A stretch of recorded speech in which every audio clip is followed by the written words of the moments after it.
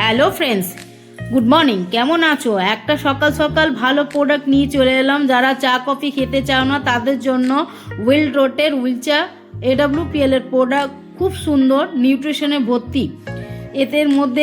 এর মধ্যে আছে এনার্জি, প্রোটিন, কার্বোহাইড্রেট, এডি সুগার, স্যাচুরেটেড ফাইবার, তোমার